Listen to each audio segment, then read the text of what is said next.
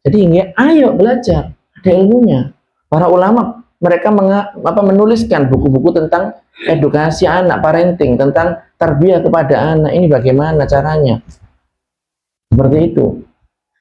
Kadang misalnya contoh saja contoh ini yang misalnya contoh ilmu ya, ke Indomaret misalnya. Jangan tahu nggak di Indomaret itu kan Kinder Joy itu kan selalu di kasir itu kan. Kinder Joy. Dan Kinder Joy itu harganya mehong para jamaah. Ya isinya ya segitu-gitu tak gitu. Dan anak-anak senang begitu. Kinder Joy atau apa jajan begitu. Beberapa orang tua itu gimana bilangnya? Enggak, sakit dol. Iya apa enggak? Saya tanya itu. Itu dijual apa enggak dijual para jamaah? Nah, itu bohong apa? Oh iya enggak gitu caranya. Tapi anaknya nangis ya Ustadz, minta Ustadz. Ya ada caranya. Ada caranya. Bagaimana caranya? Ya jangan bilang jangan bohong. Bilangnya bagaimana? Misal kalau saya ya, contoh dari saya ini. Ya ini jangan punya orang itu. Punya orang gitu. Atau begini, mau beli dah. Tapi bayar sendiri. Sudah, anak itu ya dia mikir jadinya begitu loh. Kalau mau beli dah, nggak apa-apa, tapi bayar sendiri nanti. Kalau nggak bisa bayar sudah nanti saya kasih sama mbaknya biar kamu disuruh kerja atau ngapain. Begitu, contoh aja itu para jamaah. Jadi jangan sampai bohong atau apa begitu.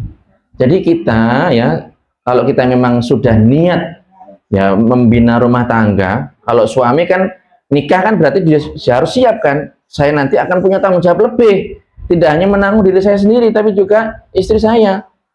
Kalau punya anak juga sama seperti nanti saya punya kewajiban untuk mendidik. Begitu. Jadi harus belajar, harus ngaji.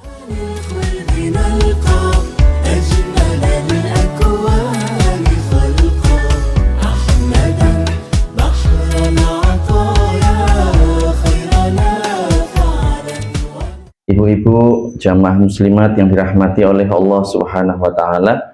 Alhamdulillah sore hari ini kita masih diberikan kesempatan baik oleh Allah Subhanahu wa taala bertatap muka, berkumpul dalam rangka melaksanakan satu dari sekian banyak ketaatan kepada Allah Subhanahu wa taala berupa menghadiri majelis ilmu.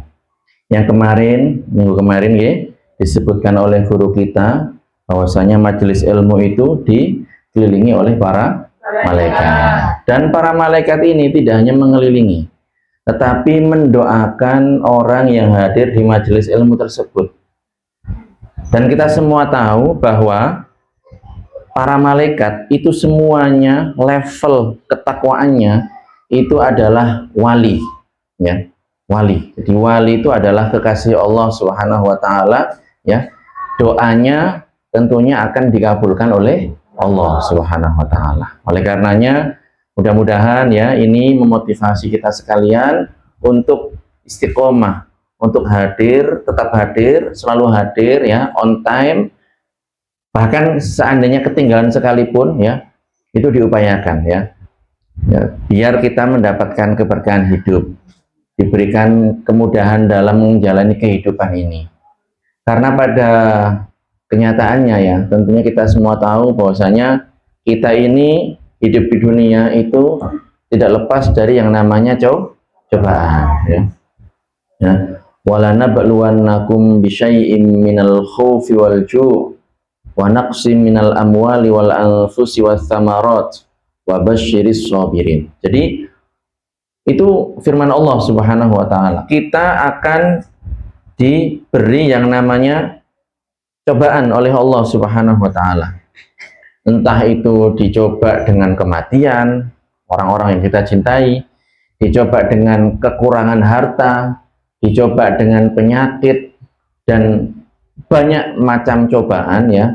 Tetapi di akhir ayat Allah Subhanahu wa taala berfirman, "Wa basyiris sabirin."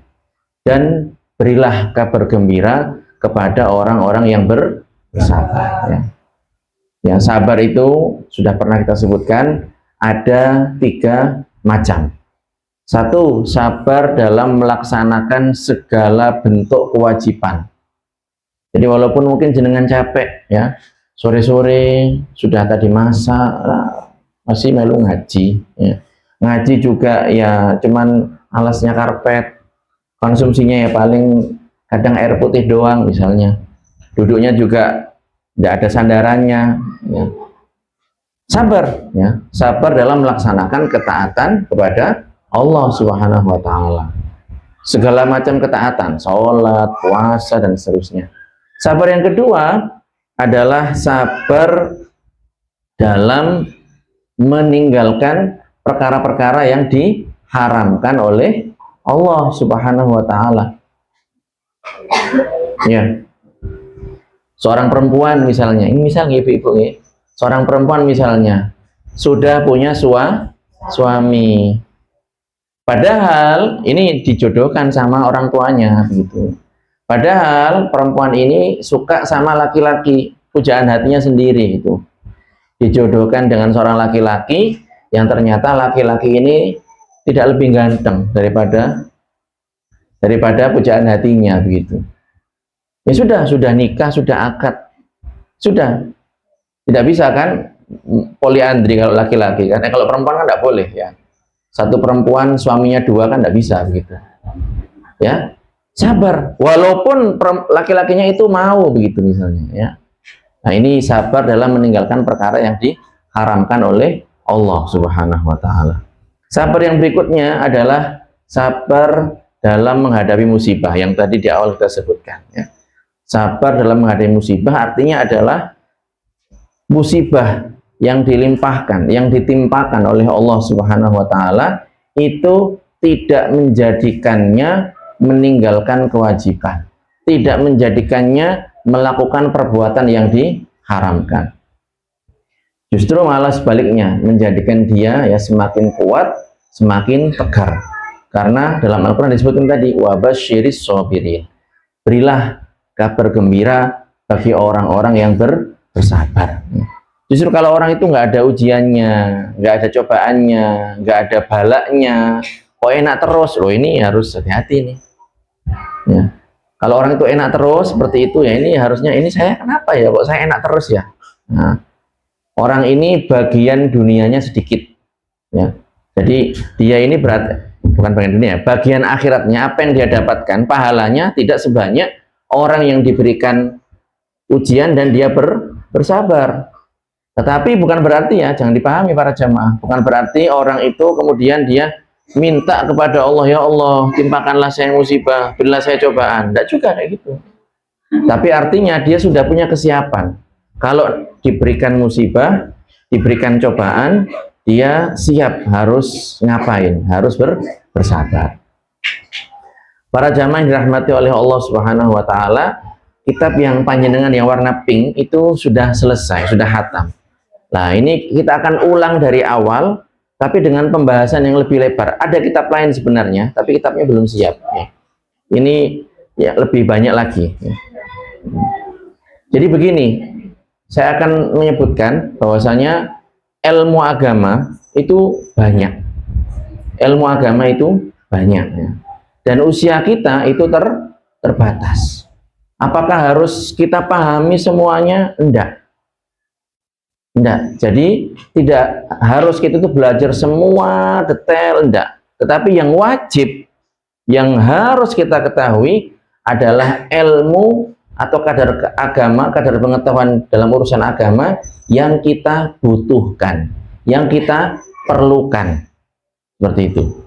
Apa saja itu? Ya, para ulama menyebutkan diantaranya adalah pengetahuan tentang dasar-dasar akidah, dasar-dasar keyakinan.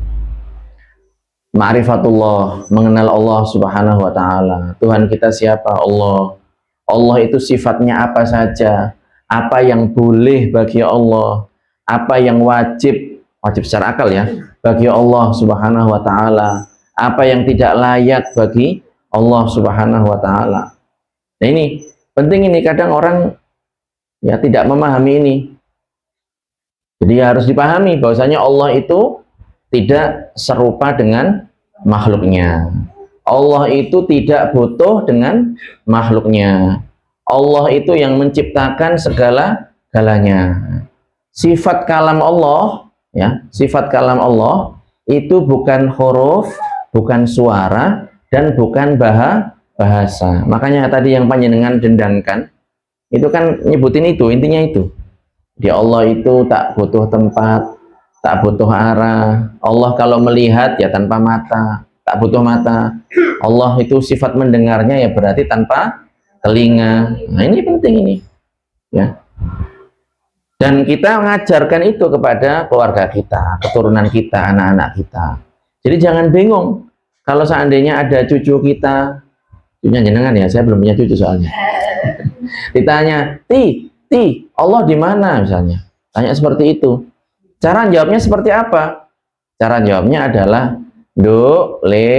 Allah itu yang menciptakan tempat. Allah menciptakan segala sesuatu, termasuk juga tempat. Dan Allah, tadi sudah kita sebutkan, tidak butuh kepada ciptaannya.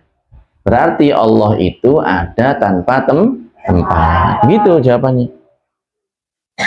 Dan tidak boleh dipertanyakan di mana. Karena pertanyaan di mana ini untuk yang butuh tempat. Berarti tidak sesuai, bukan untuk Allah Subhanahu wa taala. Itu dasar-dasar akidah seperti itu. Di antaranya juga adalah Allah itu mengutus para nabi dan rasul. Nabi dan rasul itu adalah manusia yang laki-laki yang diutus oleh Allah Subhanahu wa taala. Mereka semuanya mengajak dan mengajarkan hanya kepada agama Islam. Satu agama yang diridhoi oleh Allah Subhanahu wa taala. Tidak ada agama lain yang diridhoi oleh Allah Subhanahu wa taala. Jadi mulai dari nabi yang pertama, Nabi Adam sampai Nabi Muhammad sallallahu alaihi wasallam, semuanya ini mengajak dan menyebarkan agama Islam tanpa terkecuali. Ya, mereka ini dari segi akidah, dari segi tauhid sama, tidak ada perbedaan, sama. Tetapi dalam beberapa hal terkait urusan syariat itu memang ada perbedaan. Contoh ini juga sudah pernah saya sebutkan, kalau di masa kita laki-laki tidak boleh menikahi saudarinya sendiri. Seibu Ustadz, tidak boleh. Sebab Pak Ustadz, tidak boleh. Kandung, apalagi tambah tidak boleh. Tetapi di masa Nabi Adam alaihissalam itu hukumnya boleh. Boleh menikahi saudarinya sendiri, boleh. Lah nggak ada orang pada saat itu. Iya kan, nggak ada orang. Nabi Adam manusia pertama, manusia kedua Ibunda Hawa, punya anak kembar, begitu kan. Boleh, tapi ada syariatnya, ada aturannya. Tetap, jadi walaupun boleh menikahi saudari kandung, itu ada aturannya. Aturannya adalah bukan saudari yang satu kandungan. Jadi Bunda Hawa itu setiap kali melahirkan selalu kembar, laki bini begitu. Nah, sekarang aja anak berapa gitu, oh banyak anaknya gitu kan. Ibunda Hawa itu setiap melahirkan seperti itu, kembar laki-laki perempuan sepasang. Nah ini untuk melanjutkan keturunan manusia, syariatnya pada saat itu adalah boleh menikah tetapi dengan saudari yang bukan satu kandungan. Jadi laki-laki kelahiran pertama itu dinikahkan dengan perempuan kelahiran kandungan berikutnya. Seperti itu, dimix seperti itu. Aturannya kayak gitu. Nah, itu perbedaan syariat. Contoh lagi, kalau kita sekarang ya, pakaian kita kena najis, bagaimana cara mensucikannya? Ya dicuci. Ya pakai deterjen, ya, pokoknya dihilangkan bau, warna, rasa, kan begitu kan? Kemudian dikelucur, ya, disiram begitu. Sudah dijemur kering suci. Nah, tetapi di masa Nabi tertentu itu tidak gitu ibu-ibu. Tidak bisa mensucikan itu dipotong. Bukan nggak ada air, memang aturannya kayak gitu. Kalau misalnya orang zaman sekarang, kita kemarin pembahasan terakhir kemarin itu kan pembahasan mengenai taubat dari perbuatan dosa, nggih. Dosa kecil, dosa besar harus taubat. Dan juga tergantung dosanya. Kalau dosanya itu berkaitan dengan hak Allah, tidak sholat, melakukan perbuatan yang diharamkan, terkait dengan hak Allah Subhanahu wa Ta'ala, maka bertobatnya ya, kalau memang meninggalkan kewajiban ya harus diqodho. Pernah tidak sholat ya berarti harus sholat, pernah tidak puasa ya berarti harus puasa. Begitu kan kemarin? Nah, kalau sesama manusia, haknya berkaitan sama manusia, pernah ngambil misalnya ya, lihat pohon mangganya punya kok gede sekali nih ya, mangga lodon ya, gede sekali. Kemudian ya ini insya Allah tidak ada lah ibu-ibu. Misalnya ada orang begitu diambil, ini kan berarti perbuatan dosa mencuri berkaitan dengan hak orang lain. Maka bertaubatnya tidak cukup dengan istighfar, tetapi harus mengganti mengganti barang yang sudah dihilangkan, mengembalikan kalau yang masih utuh ya, mengembalikan kalau yang masih utuh. Misalnya ambil, nyuri barangnya orang, nyuri sepeda motornya orang, kan begal misalnya, kemudian ngaji atau ketemu sama ustadz diceramahi tobat. Nah, dia pernah ngambil sepedanya orang, kalau sepedanya masih utuh dikembalikan, minta maaf. Kalau sepedanya sudah dipreteli, bagaimana ini? Ya diganti atau minta keikhlasan. Nah, seperti itu. Kalau orangnya mengikhlaskan ya sudah selesai urusannya. Ya kalau belum ya harus diganti. Itu syariat kita seperti itu. Mudah. Cara bertobatnya seperti itu. Tetapi para jamaah, di syariat umat terdahulu itu ada ketentuan syariat bertobat itu caranya adalah dengan dibunuh.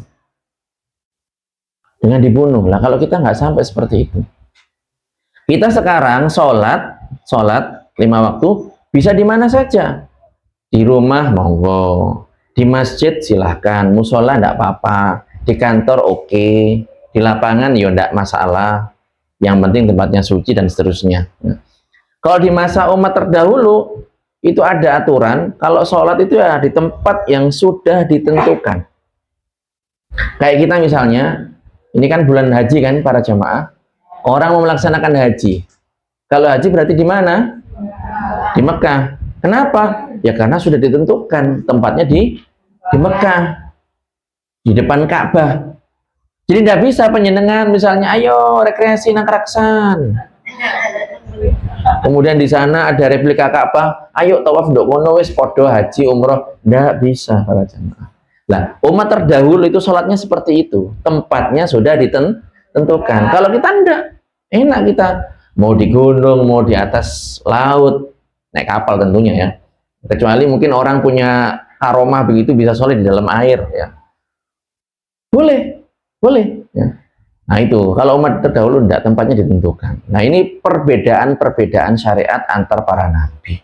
Tapi secara umum akidahnya sama, keyakinannya sama. Menyeru, mengajak hanya beribadah kepada Allah Subhanahu wa Ta'ala. Kemudian pembahasan mengenai toharoh atau cara bersuci. Kita itu harus tahu wudhu yang benar seperti apa. Kadang orang wudhu ya airnya air yang najis misalnya. Habis ada tikus di situ tahu tapi tetap dipakai. Ya. Ada kotorannya di situ, kotoran yang najis ya, bukan kotoran kotor tanah begitu. Masih dipakai. Ya ini berarti tidak sah wudhunya.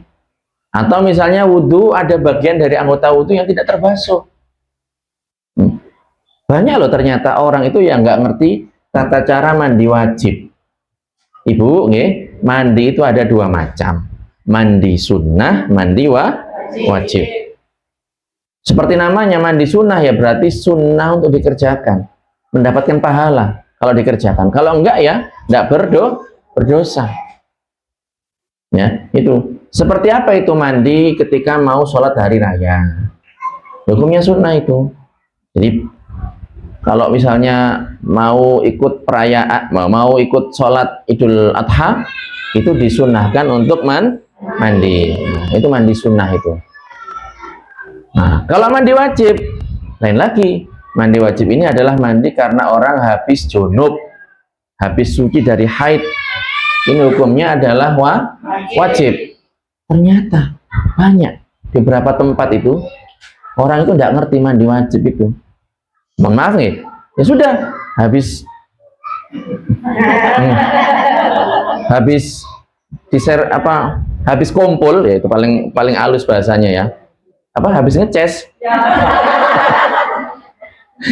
habis kumpul dengan pasangannya, dengan istrinya, dengan suaminya, ya sudah keluar gitu aja, nggak pakai mandi wajib. Nah ini ya, nggak harus langsung, nggak, tapi kalau mau sholat harus mandi wajib dulu gitu. Sebagian orang mengira mandi wajib itu harus pakai sampo, harus pakai sabun. Enggak, cukup meratakan air ke seluruh anggota badan gitu. Itu mandi wajib. Nah, ada juga mandi kebiasaan.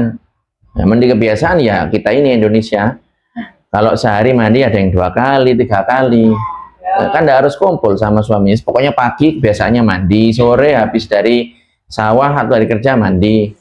Seandainya nggak mandi ya enggak apa-apa, cuman kasihan ya, dari segi dosa tidak dosanya ya tidak dosa, cuman ya kasihan suaminya, kasihan istrinya gitu kan. Begitu kan, kok asem gitu, bau kecut. Nah itu mandi kebiasaan. Terus juga harus tahu tata cara sholat itu para jamaah yang wajib, yang harus kita kerjakan hanya sholat 5 waktu, jangan ditinggalkan, kecuali kalau memang berhalangan, perempuan haid, perempuan nifas, ya, kelupaan, ketiduran, itu boleh tidak sholat, tetapi ya ada aturannya, harus diganti, harus diqodho begitu.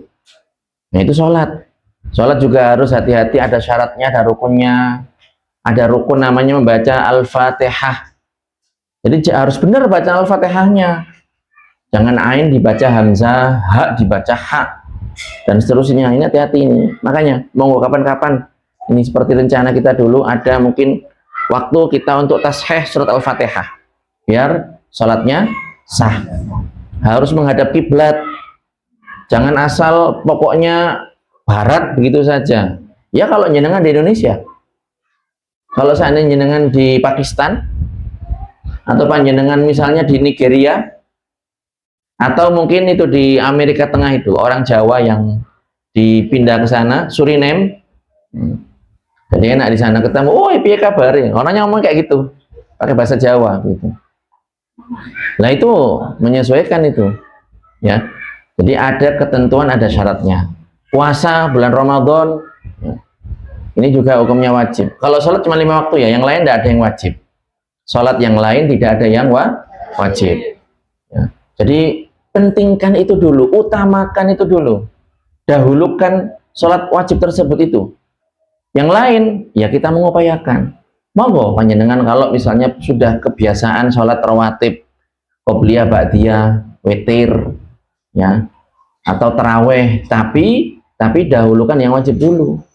Jangan subuh ndak sholat, Idul Adha softnya paling depan. Nah ini kebalik, ini orang seperti ini. Jadi harus hati-hati. Subuh ketinggalan ndak sholat, ndak diqodho, kemudian ini dibelan-belanin, enggak. Jadi harus diperhatikan. Puasa hanya bulan Ramadan ya. Kemudian zakat ini bagi yang mampu, bagi yang punya harta. Kemudian haji umroh juga sama bagi yang mampu. Muamalat ini berkaitan dengan transaksi akad-akad. Kalau panjenengan ini pedagang atau mau membeli barang, harus tahu ada barang-barang itu yang tidak boleh diperjualbelikan ya. Kalau misalnya mau beli barang ini caranya bagaimana? Kalau ke warung misalnya, ini penting ya, ke warung itu kan kebanyakan orang kalau ke warung, nasi 1 porsi datang begitu kan, makan 1 sendok, lahap 2, 3, 4, 5, selesai, minum kan, es teh, es jeruk atau apa terserah, es tong-tong atau apa macam-macam. Berapa Pak? Kan begitu biasanya nggih. Nah itu bagaimana itu? Ini nggak jelas para jemaah ya. Transaksi muamalah seperti ini tidak jelas.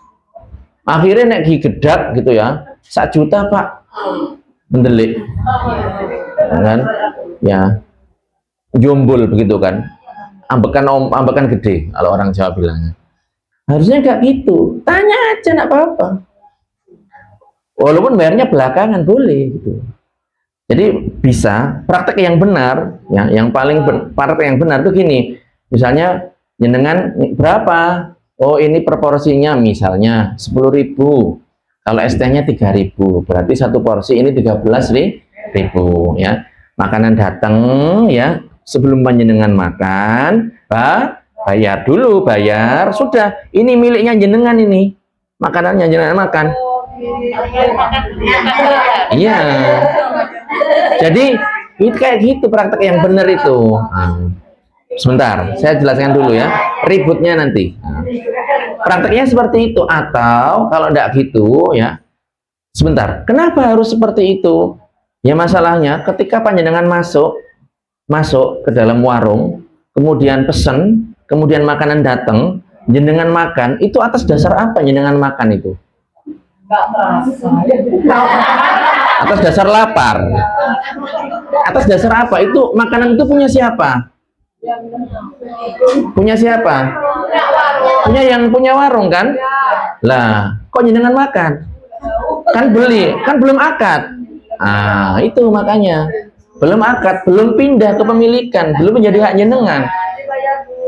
Iya, yang paling enak, paling nyaman itu adalah tanya, datang, bayar, makan.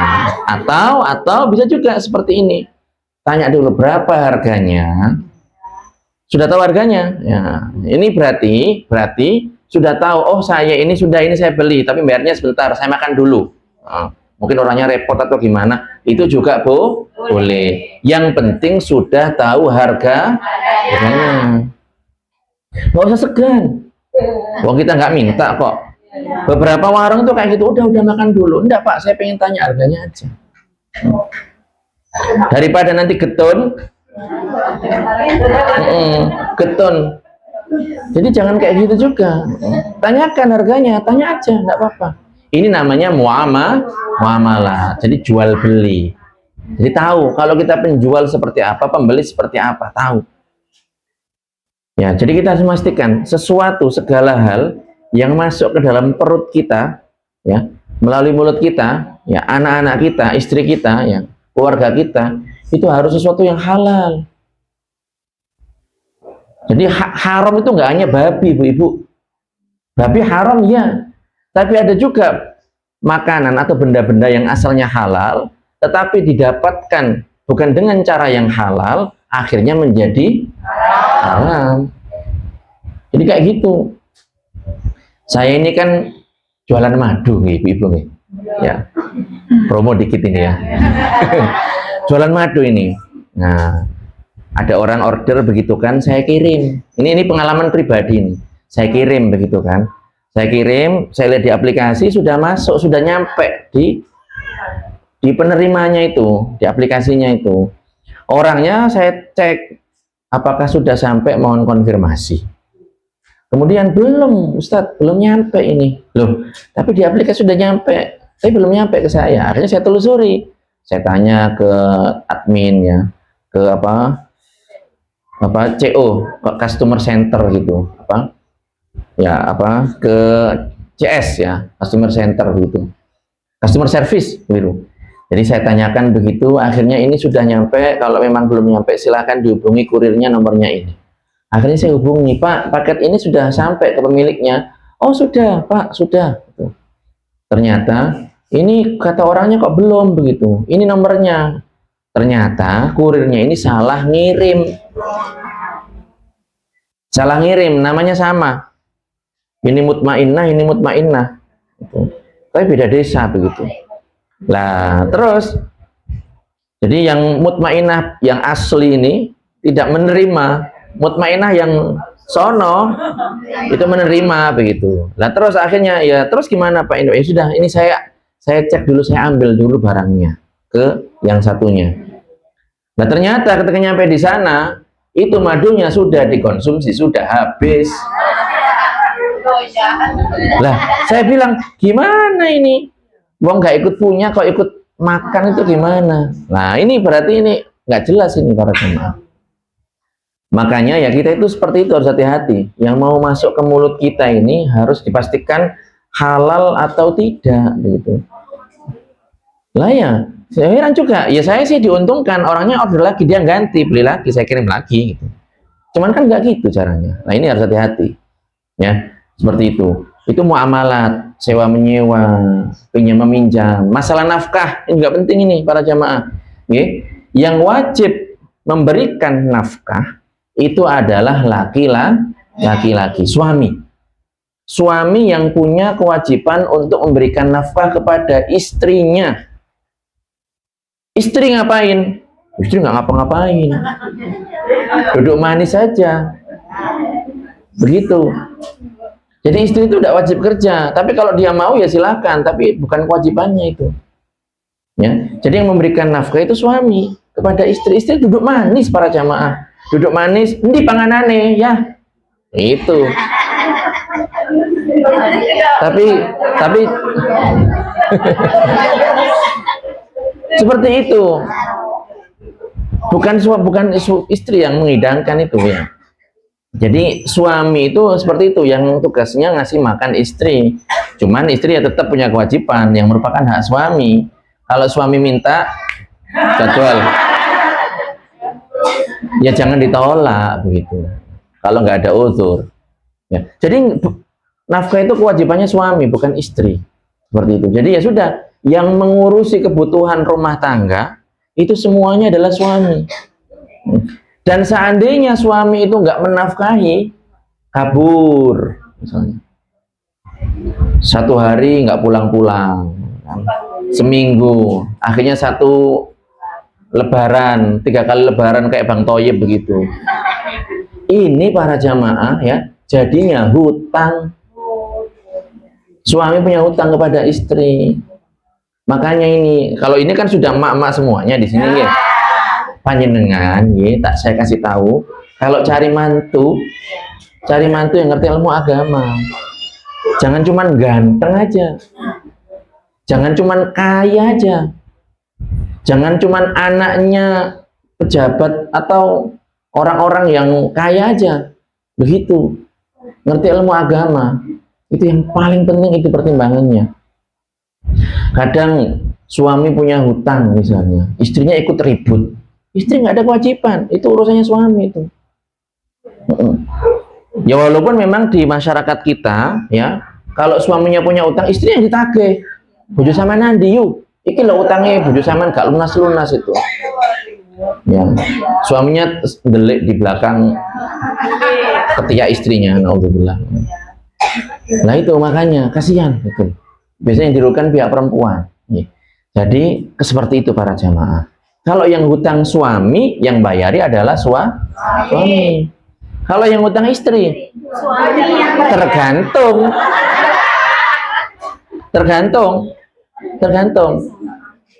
ya. Tergantung itu. Tergantung kebutuhannya untuk apa. Misalnya kalau hutangnya itu adalah untuk kebutuhan rumahnya, Mas berhasil tak iki yaudik gajin durung mudun sampean utang tonggo dilek berasak sak misalnya. Nah ini yang melunasi siapa? Kami kalau kayak gini. Tapi kalau hutang, misalnya hutang ikut buat baju misalnya, buat apa, skincarean misalnya, atau community begitu, komunitasnya, yang itu bukan asalnya bukan kewajiban suami, ya berarti tanggungannya istri begitu para jamaah. Nah ini kan harus ada aturannya ini. Nah terus ini penting juga ini saya sebutkan ya, ini ya uangnya suami, ini harta, ini terkait masalah harta. Saya kelilipan para jemaah. Jadi terkait masalah harta, ini bagaimana ini status harta suami dan istri? Status harta suami dan istri ini bagaimana ini? Tadi sudah kita sebutkan, kalau nafkah memang ini kewajibannya suami. Kalau harta masing-masing bagaimana? Apakah campur? Ya enggak. Hartanya suami milik suami, hartanya istri miliknya istri. Kecuali kalau suami dijadikan nafkah untuk istrinya. Misal seorang suami istri misalnya, pasangan pengantin baru.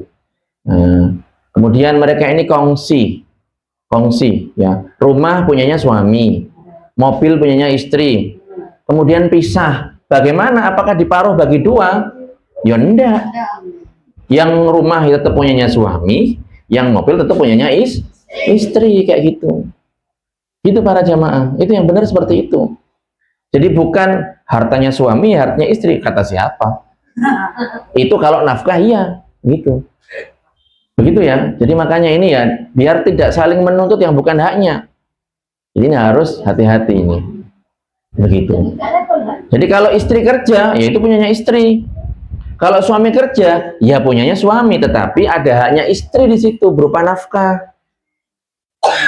Iya, jadi kalau istri kerja ya buat dirinya sendiri, ya berarti dia kan ekstra, berarti kan melayani suaminya sama kerja sendiri, begitu. Double. Kalau mau ya dan suaminya mengizinkan ya silahkan, begitu. Itu uangnya uang dia. Tapi kalau suami kerja, ya itu ada haknya istri di situ berupa nafkah tadi itu, dan ini ada ukurannya. Apa saja yang boleh diminta?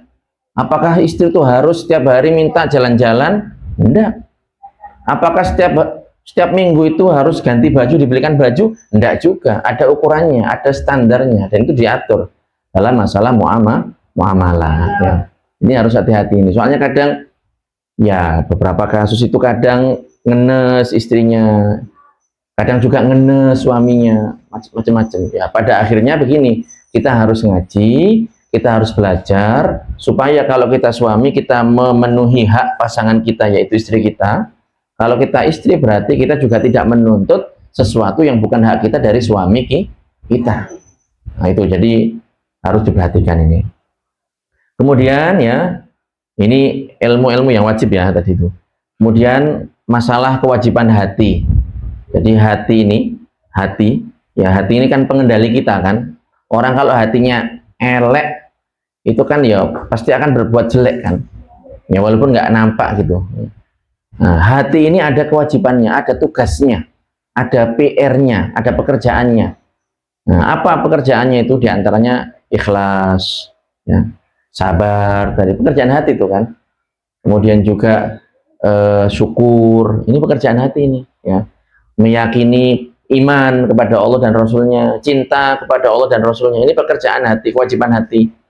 Ada juga maksiat hati, ya, riya, melakukan ketaatan tapi tujuannya bukan mencari ridha Allah, tapi untuk supaya dipuji sama orang, itu namanya riya. Nah, atau ujub. Apa ujub itu? Ujub itu ngeroso, ya, ngeroso. Oh, neka aku ndak iso, nggak ada yang bisa kayak gini. Lupa kalau itu adalah pertolongan dari Allah Subhanahu Wa Taala. Seperti itu. Itu ujub. Ada takabur, sombong. Jadi kalau lihat orang itu, nah, gitu. Kurang anu ya, aktingnya kurang oke nggak, Pak Ibu? Jadi kalau ketemu tetangganya begitu, nggak level gitu, pakaiannya, tasnya, apanya gitu. Jadi kayak jijik gimana begitu. Ya itu, ini tidak boleh ini. Ini berarti telah terjatuh kepada perbuatan sombong begitu. Dituturi, dikandani, ya, dikileni tahu Ibu ya, Bu ya. Jadi dikasih tahu, diceramai begitu, sudah baik-baik, tapi dia gumede, sombong, tidak mau nerima, padahal dia salah itu. Dan sudah dikasih tahu baik-baik, personal, dua-duaan begitu.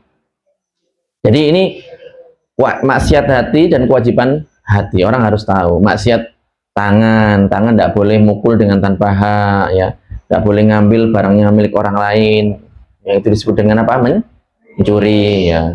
Tidak boleh. Kemudian mulut nggak boleh menghibah, ya, ngerasani begitu kan. Ada majlisul ghibah, nah, nggak boleh ini, yang membicarakan sesuatu yang ada pada saudaranya yang memang ada, dan orang ini kalau dengar, orang ini nggak senang. Sama ngerti tahu ambune ku, ya Allah, nauzubillah gitu.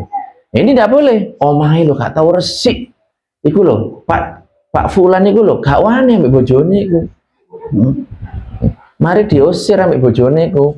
Bengi-bengi gak oleh mlebu omah dikanci ki lawang. Wes membahas macam-macam. Nah, ini tidak boleh para jamaah. Ini namanya ghibah. Walaupun memang kenyataannya seperti itu. Lah kalau nggak sesuai dengan kenyataan namanya buhtan. Ya menurut tuduhan palsu ini. Itu. Ini maksiat-maksiat. Kemudian itu dengan taubat. Lah ini namanya ilmu agama yang pokok. Yang kita harus tahu, ya. Yang kita harus paham, harus ngerti. Lah ini sekarang kita akan membahas itu tapi dengan pembahasan yang lebih lebar lagi. Yang kemarin itu kan ringkas itu kan. Yang terjemahan yang kemarin. Sekarang kita akan bahas lebih lebar lagi. Ya, ada kitabnya itu. Dikit lagi para jamaah, ya ini saya akan sebutkan ya.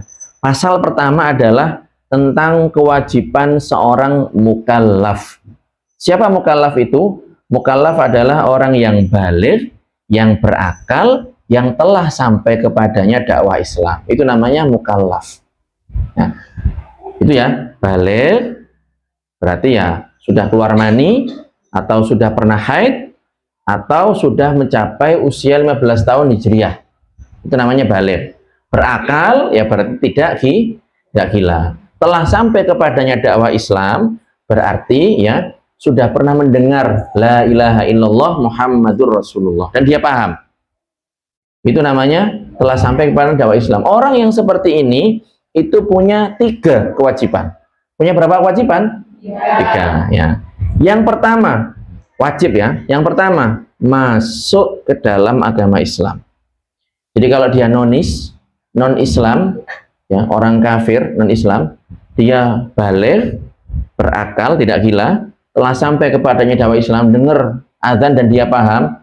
Kan dalam azan itu kan ada asyhadu alla ilaha illallah, ya kan itu kan, ada asyhadu anna Muhammadar Rasulullah. Dia paham itu, atau dia pernah dengar orang Islam tahu kalau orang Islam itu Tuhannya adalah Allah dan nabinya adalah Nabi Muhammad. Itu berarti telah sampai kepadanya inti dakwah Islam. Maka orang ini kalau dia nonis punya kewajiban untuk segera memeluk agama Islam. Wajib.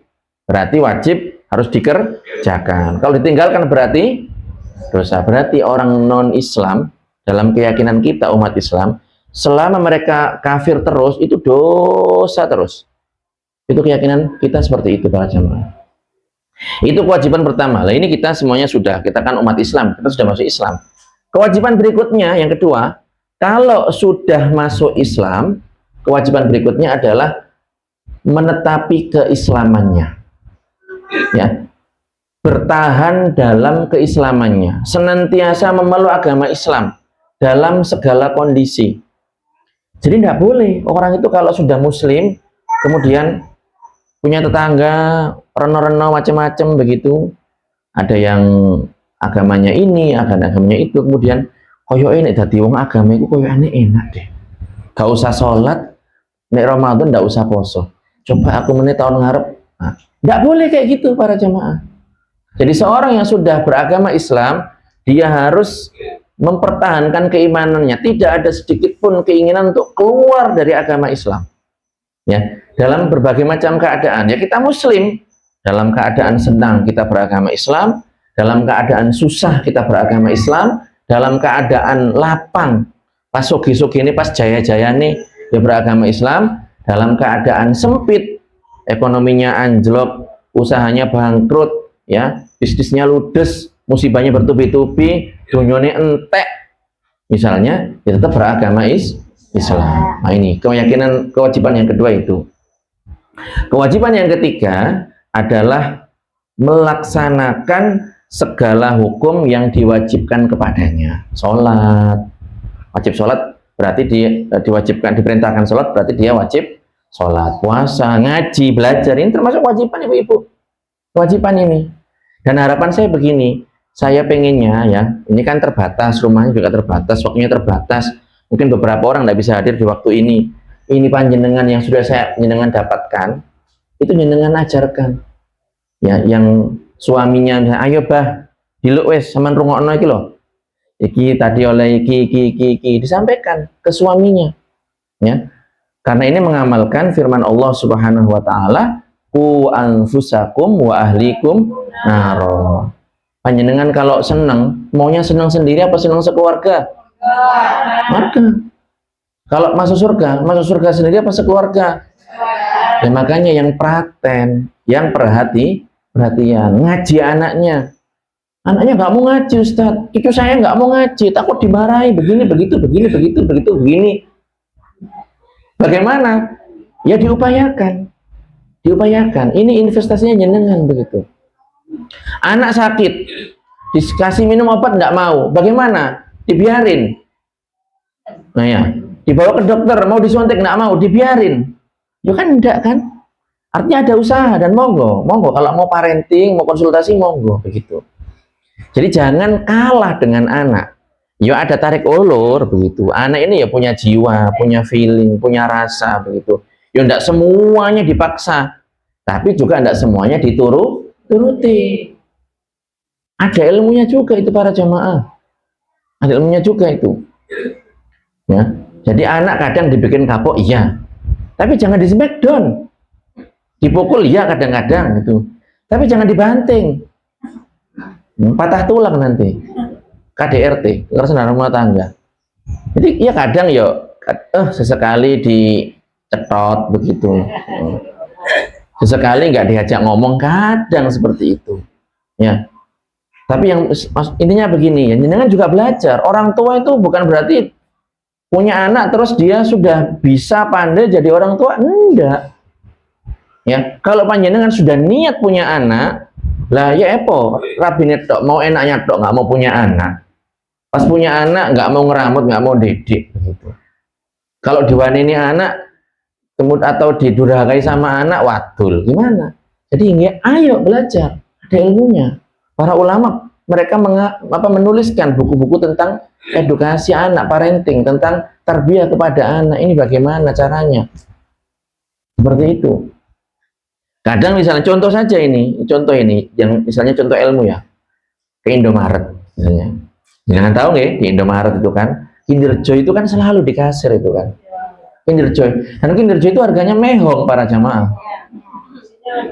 Ya isinya ya segitu-gitu tak gitu. Dan anak-anak senang begitu. Kinder Joy atau apa jajan begitu. Beberapa orang tua itu gimana bilangnya? Enggak, kaki dol. Iya apa enggak? Saya tanya itu. Itu dijual apa enggak dijual para jamaah? Nah, itu bohong apa? Oh iya enggak gitu caranya. Tapi anaknya nangis ya Ustadz, minta Ustadz. Ya ada caranya. Ada caranya. Bagaimana caranya? Ya jangan bilang jangan bohong. Bilangnya bagaimana? Misal kalau saya, contoh dari saya ini. Ya ini jangan punya orang itu. Punya orang gitu. Atau begini, mau beli dah, tapi bayar sendiri. Sudah, anak itu ya dia mikir jadinya, begitu loh. Kalau mau beli dah, nggak apa-apa, tapi bayar sendiri nanti. Kalau nggak bisa bayar ya sudah, nanti saya kasih sama mbaknya biar kamu disuruh kerja atau ngapain. Begitu, contoh aja itu para jamaah. Jadi jangan sampai bohong atau apa begitu. Jadi kita ya, kalau kita memang sudah niat ya membina rumah tangga, kalau suami kan nikah kan berarti dia harus siap kan, saya nanti akan punya tanggung jawab lebih, tidak hanya menanggung diri saya sendiri tapi juga istri saya. Kalau punya anak juga sama, seperti nanti saya punya kewajiban untuk mendidik begitu. Jadi harus belajar, harus ngaji. Jadi itu para jamaah, mudah-mudahan bermanfaat. Insya Allah nanti kita akan ngulang itu tapi dengan penjabaran yang lebih banyak. Nih, demikian bisa saya sampaikan, mudah-mudahan bermanfaat. Allah Subhanahu wa taala a'lam wa ahkam. Silahkan, jangan banyak-banyak, 1-2 pertanyaan saja. Monggo, kalau misalnya mau tanya di grup di WA boleh. Nih, kalau ada yang mau tanyakan silahkan.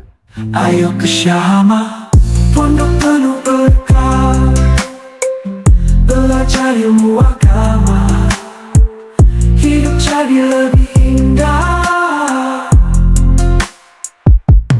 Kitab suci dipelajari, hadis Nabi dimengerti, guru bijak dan sabar hati, di sini kita akan meniti.